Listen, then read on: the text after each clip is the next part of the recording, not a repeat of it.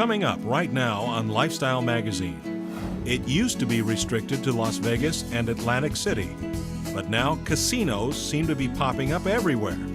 And with the convenience of the internet, many people make gambling a regular part of their lifestyle. For some, it's a trap that snares them into addiction. You'll meet people who know just how powerful that addiction can be. And now the hosts of Lifestyle Magazine, Mike and Gail Tucker. Thank you and welcome. Our first guest is Director of Training for the California Council on Compulsive Gambling. Please join me in welcoming Mr. Mark Lefkowitz. Thank you for being here, Mark. Thank you for having me here today. Oh, you bet. Listen, tell us, what is a problem gambler? Well, problem gambling could be any kind of problem related to gambling. Somebody doesn't have to be addicted necessarily to have a problem with gambling. Generally, problem gambling are generally people with financial problems due to their gambling. They tend to max out their credit cards, or they start borrowing money because they figured they're going to most gamblers think, and especially problem gamblers think, that if they gamble long enough, they're going to win it all back. They're going to hit it, yeah. So sometimes it's financial, but it could also create marital problems. It could also create legal problems or work problems. But generally, these are the people that haven't yet crossed over to the line to what we call compulsive or pathological gambling. Pathological compulsive gambling is more like drug or alcohol addiction. Okay. Those are the people that sort of have to gamble. Okay. Those are the people that don't weigh the consequences out and will keep gambling and gambling. Regardless of the cost. Regardless of the cost, generally until all their money is gone. Does that even mean that they would resort to such things as maybe an alcoholic or a drug addict would, which is stealing from other people, breaking the law in order to support their habit? Yeah. In the late stages of gambling, of problem or compulsive or pathological gambling, we see a lot of legal issues because gamblers, I tend to like to think they're a little different than the drug addicts or alcoholics because they believe generally most of the crimes are white-collar crimes, either embezzlement or, if something's, crimes of opportunity. If something's hanging out and they could take it and turn it into cash, they'll do it. Gotcha. But they believe that they're going to put the money back when they win. Okay. Especially in terms of embezzlement. They figure they'll steal the money on Score Friday. big, I'll put it back in Monday. No one will ever know. Nobody. And maybe the first 2 times they get away with it. Right. But then eventually they can't get away with it and they keep losing more and more, embezzle more and more. And we see a lot of people in prison because of their gambling. So a problem gambler, you wouldn't necessarily say had an addiction, but when it gets to the compulsive point, then that is an addiction. Right. That's sort How of would someone recognize that in themselves? That's sort of what we call crossing the line. That's sort of, in terms of problems, they're able to stop, or they might even be able to gamble normally again if they learn the lesson, be able to manage themselves financially. But once they cross that line, they can't stop. And once they start gambling, they almost generally will always all gamble until their last dollar is gone. Even if they're winning, no matter how much they're winning during the night, which is what you would expect when gamblers go to a casino, they go to win. These people that are compulsive, winning means they could just gamble a little bit longer. Gotcha. So it's all about the gambling, not necessarily about the winning. It's about and a lot of, especially people that are first coming into treatment for gambling, they think it's all about the money. Yeah. And it's not about the money. It's about just, as long as they're gambling, their life is perfect. And it could be any kind of gambling? I mean, give me some examples of it could be types any of gambling. Could be slot machines. Poker right now is probably one of the more popular games. Horse racing, sports betting, the lottery. We see people coming in with addictions to lottery. Bingo. Bingo is very big, especially in some of the casinos here in the state of California. Why is this so big among seniors right now? Well, for seniors find, number one is almost every senior center has a bus taking them at least once a week to the casino, so they have the access to the casinos. Yeah. Also, casinos are probably the safest place in the world for a senior. The security is fantastic. That's right. Air conditioned, so especially during the summer, those people out in the desert, that might not have air conditioning, they're in a cool spot. They might have lost a spouse, they're lonely or bored. Loneliness and boredom are probably some of the key reasons why seniors tend to gamble, and they're made to feel very comfortable at the casinos. It might be the only person during the day that says, "Hi, Mary, how you doing today?" Yeah. Or the person sitting in the next machine to them. Yeah. So it sort of gives them a sort of a social. Yeah. It's a social outlet. Yeah. But why is it dangerous for them? Is it more dangerous for seniors, or does it affect them in a different way? It's dangerous for seniors more or less is because they can't recoup their, sometimes with a senior, they take all their life savings. And they're not going to be able to work again and put back the money. That's Yeah. right. I've seen a lot of people younger that have developed gambling problems that have been wiped out that are able then to Rebuild. themselves. But here there's no rebuilding. And again, that generation also, the current senior generation now are not the type that are going to tell people that they have problems. Right, right. So the internet is playing a bigger part in the gambling. Is this legal? Is it not legal? Can you tell me about that? The gambling on the internet is illegal with the exception of horse racing. Okay. Horse racing is the only legal Really? internet wagering in the United States. So all others are illegal.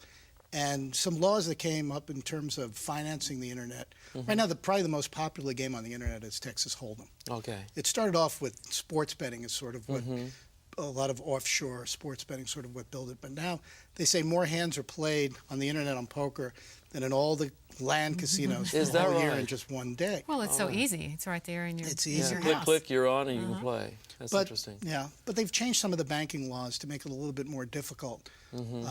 And we've seen a decline in the internet, in internet gambling over the last maybe 6 months. But we're starting to see maybe some third party.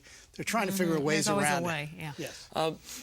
There is help though. Gamblers Helpline. Can you tell me something about that? Yeah, we have a helpline 1-800-GAMBLER. 1-800-GAMBLER, and it's a 24-hour day, 365 days a year helpline. It's answered by all master's level or higher people in addiction. It can be answered in any language, and those people are really good at being able to assess whether or not somebody's got a problem, and they will refer them. Almost 98% of all the people that call that number refer to either Gamblers Anonymous or Gam-Anon. Gam-Anon is a program for family members of people with gambling problems. Hey, I really appreciate this information, and it is obviously a lot more that we could be asking you and a lot more information to share, but we're kind of pressed for time right now, so we're going to move on. Coming up after this break, you're going to hear from a woman whose gambling addiction ruled her life. Could her story be yours? Stay with us. We'll be right back. We learned English. Your kids can too. Just watch Hello Channel.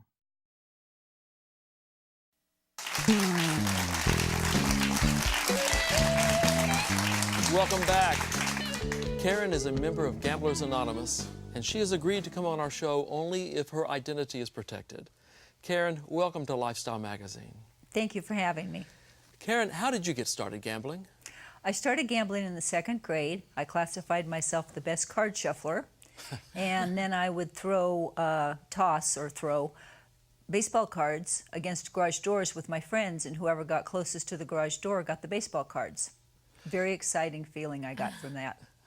Really, you felt excited to be able to do that, and what was the feeling there? I can't even describe it. It was just like a euphoria. It was just exciting, especially when I won the cards. Well, after that, what was the next step in your process for gambling? Probably the next step was I used to have card games with some of the neighborhood kids, and I would lose my allowance money, and then I started taking pennies, nickels, and dimes from my mom. And when I was in junior high school, I would shoot craps with the boys in the co-ed locker room, and it kind of escalated from there. Got married young, got married in Las Vegas, and spent a lot of time at the slot machines in Las Vegas. Is that right? So what's the worst that it got for you? It got to the point where I came home right before Christmas, and I had played cards. I had been playing cards all night. I had 2 children at the time, and when I walked in, my husband said to me, because this had been going on for some time, he said, "I hate to make Christmas miserable for you, me, and the kids, but if you don't get some help, you're not going to be here for Christmas." Wow. That had to be a cold awakening for you, right? It was a real cold awakening. I told him, I said, "I've been telling you to get me help." And he said something real important that I didn't realize till later. He says, "You can't help somebody that doesn't want to help themselves." And until that morning, knowing that I had to go to I had to find another home, I looked in the phone book and found Gamblers Anonymous, and I gave them a call, and I attended my first meeting. Is that right? What was it like to walk into that first meeting? When I walked in, I was scared. I pictured guys in visors. I didn't know what to picture. I had no idea what it was all about. And I sat down, and they started talking, and they wrote this little book. It's called our combo book. And I started reading it, and I knew they wrote that book for me because I could identify with everything in the book. I finally felt like there was some hope, you know, light at the end of the tunnel. I didn't like myself very well, and I knew that, you know, one day at a time, maybe I could overcome a gambling problem. Wonderful. You know, at the very lowest part, what were the emotions you felt? Were guilt, shame? What else was a part of that? I don't know if I felt a lot of guilt and shame in the beginning. I did later on. Okay. I just felt I took time away from my family. I took time away from my kids. My son was 13 when I quit gambling, and he was a very slow learner and was getting a D- in school. And in the first 6 months that I didn't gamble, he brought home a 3.5 grade card. So this had hold of you to the point that it was more important than your family. Yes. Was it more important than everything? Was there anything more important at the time? It got to the point where gambling was the most important thing in my life. I didn't realize that I had a sickness. I explained it to my children when I quit gambling. I said, you know how you get the flu and you get sick and you don't mean to? I said, well, I'm gambling and I don't mean to. I said, so I'm going to get some help for that. Yeah. So the process of help that you found at Gamblers Anonymous, what do they do? Well, we share our stories. We share our experience, strength, and hope. We work by 12 steps of recovery and 12 steps of unity. And it's a whole different life. It's a whole, I'm glad I became a compulsive gambler because I appreciate things. I found a higher power, whom I choose to call God, on this program. I absolutely love the Gamblers Anonymous program. A lot of people tell me that groups like that can at times become like an extended family. Has that been the case for you? They're definitely an extended family. They are my family. I mean, I have family, but they're closer to me than my own brothers, my own real brothers. Right. And so there's a lot of mutual support, a lot of encouragement. Yes. Those kinds of things. Definitely. Listen, if you had some word to say to someone who's gambling right now, what would you tell them? Well, if they have a gambling problem and they want to quit gambling, I would tell them that we're here to help. There's meetings everywhere, and we have a national hotline, and it's 888-GA-HELPS. All they have to do is pick it up and press the number. It'll tell you what to do. Press the number, and they can talk to a live person who actually is a compulsive gambler and a member of Gamblers Anonymous, and they'll tell them where to go. How long has it been since you went to that first meeting? I haven't placed a bet in 27 years, 5 months, and 16 days, Yay. all one day at a time. Congratulations. Congratulations to you. Thank you. That is quite an accomplishment. Mark, is Karen's story typical? It is more typical for a male gambler. Gamblers tend to sort of be broken down to either action or escape relief gamblers, where most women that present with gambling problems now that come into treatment or Gamblers Anonymous, what we call escape relief gamblers that gamble more on the slot machines primarily. Is that right? But Karen was more of, which is a little unusual, but Karen was more of what we call an action gambler. An action. Playing games against other people, challenging of other people. So she got a different feeling that some of the other gamblers that are sort of the escape relief. So it was gamblers more euphoria for her than it was release or relief? Exactly. Okay. And that started from childhood. Yeah, So- especially when she talked about flipping the baseball cards, Yeah. which is another boy's. Yeah. Yeah, that's right. Yeah. Formed that habit early on. Well, thank you so much for sharing your story with us and for your openness and vulnerability here today. Thank you. Thank you, Karen. Coming up, a man who quit work in order to make a living at gambling, right after this short break.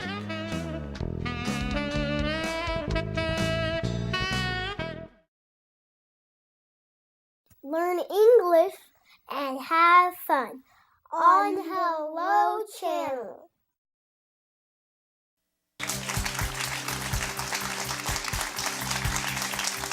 Thank you. Thank you. Phil is another member of Gamblers Anonymous. Thanks for being here, Phil, and welcome to Lifestyle Magazine. Thank you for inviting me. So, Phil, how did you get started gambling?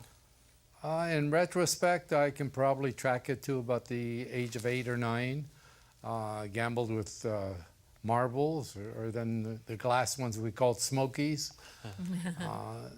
Baseball cards. We had gum cards that were war cards. I can remember the Chinese-Japanese wars. And then flipping coins, nickels, dimes, quarters to a line or to the wall. And at age 12, I walked into a pool hall. I was born and raised in Montreal, and pool there was not the same as here. It was a snooker table. A lot tougher than a pool table that you guys have here. Yeah. And then it was a bowling alley, and eventually to illegal gambling casinos. They were not legal in Montreal, but at age 18, I became a cab driver, and I could find anything anywhere in the city. Yeah. Tell us a little bit about what it feels like to win or to lose, and why does that drive a gambler?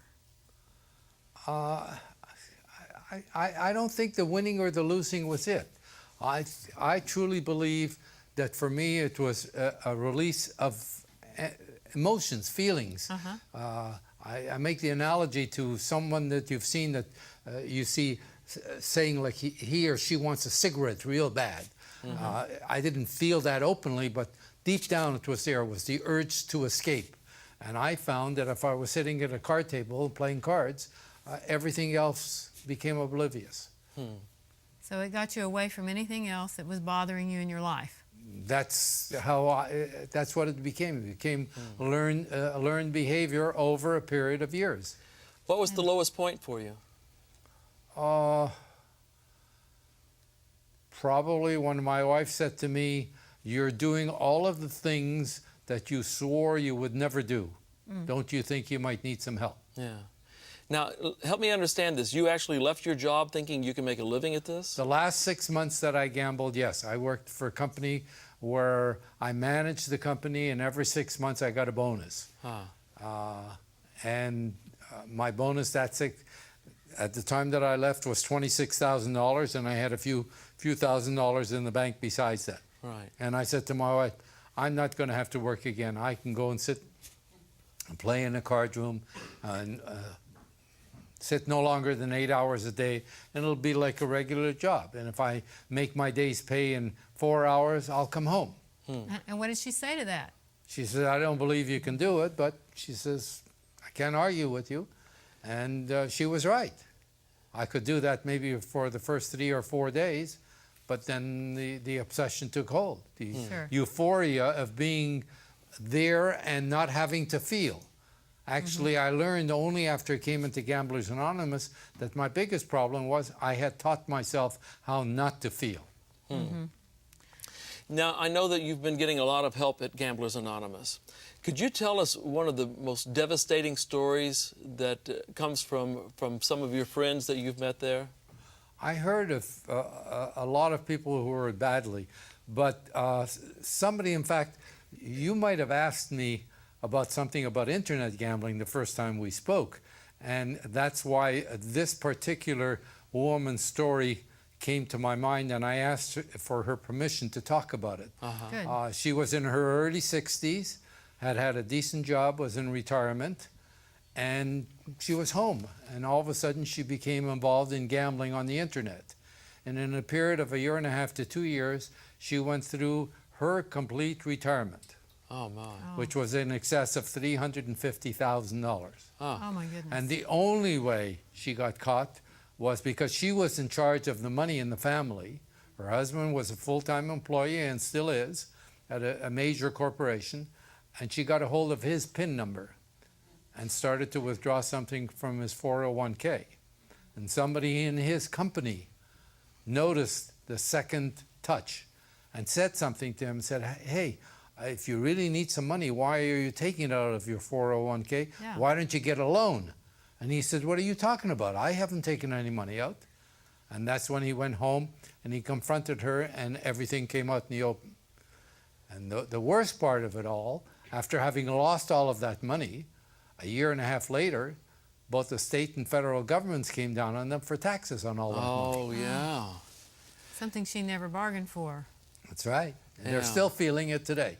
And that's been about 3.5 years ago. So what has Gamblers Anonymous done for you? Gamblers Anonymous has taught me how to learn to feel all over again, how to express my feelings, and how to accept the most important fact in my life, that any feeling, good, bad, or indifferent, I can let go of and entrust to this power greater than myself that I choose to call God. And He gives me everything that I need and always a little bit extra. Not everything that I want, but always turns out to be, I get everything that I want, but He provides everything that I need and somehow always a little bit extra. Phil, do you have any advice for anybody who's gambling right now? Not for the people who are gambling. I can only give some advice to people that call and ask for help. I cannot be concerned for the people who are out there gambling of their own free will, no. And that is a distinction, isn't it? Yes, definitely. For me, there is. So what would you say to someone who calls? There is a chance for help. I'm a living example. And we're glad you are, Phil. This is a marvelous story. Mark, again, is his story typical? Yeah, very much so, Mike. Well, Phil, we cannot thank you enough for your courage, your bravery in coming here and sharing your story with us. It is my belief that your story is going to help a lot of people, and that your openness and vulnerability will convince someone out there who's got a problem that maybe there is help available for them. And we're going to be right back with a final word right after this. Come join our classroom. Say hello. We're back. We'd like to say a very special thank you to Phil and to Karen for your being here. Phil, one thing I didn't ask you is how long has it been since you've placed a bet? November 25th, 1981. Congratulations. We're very, very happy for you. And Karen, again, we thank you for what you have shared with us, and we say congratulations to you for all the years without a bet as well. Thank you. And Mark, I want to thank you for being here as well. If anyone watching this program thinks you might have a problem, please call the number, get some help. Our special thanks to you for watching us today. And if you'd like to have more information on this program, check out our website at lifestyle.org. And until next time, take care of yourself. We'll see you soon.